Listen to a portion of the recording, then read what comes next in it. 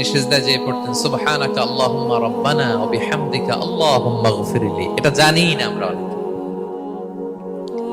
সুবহানাকা আল্লাহুম্মা রাব্বানা ওয়া বিহামদিকা আল্লাহুম্মা ইগফিরলি এর অর্থ হচ্ছে, হে আমার রব, আপনার পবিত্রতা ঘোষণা করছি, আপনার প্রশংসা আমরা করছি, আল্লাহ আপনি আমাকে ক্ষমা করে দেন, আল্লাহুম্মা ইগফিরলি। এই দোয়াটা বিষ্ণু ইসলাম পড়তেন।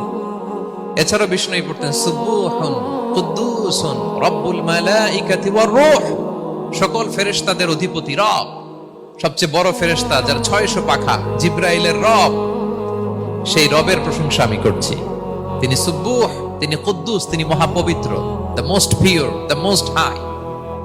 এভাবে বিষ্ণু ইসলাম আল্লাহর প্রশংসা করতেন। তিনি আরো পড়তেন আল্লাহুম্মা ইগফিরলি যুনুবি কুল্লাহ দিক্কাহু ওয়া জুল্লাহ আউওয়ালাহু ওয়া আখিরাহ আলানিয়াতাহু ওয়া সিররাহ।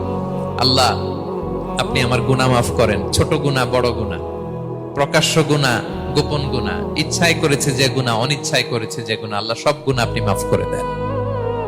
সিজদায় লুটিয়ে পড়ে বিষ্ণু ইসলাম এই দোয়াগুলো পড়তেন। তো এখন থেকে সিজদায় এই দোয়াগুলো, লম্বা চড়া দোয়া আপনারা করবেন তো? বান্দা যখন সিজদায় লুটিয়ে পড়ে আল্লাহর সবচেয়ে কাছে চলে যায়, এবং তোমরা বেশি বেশি দোয়া করো।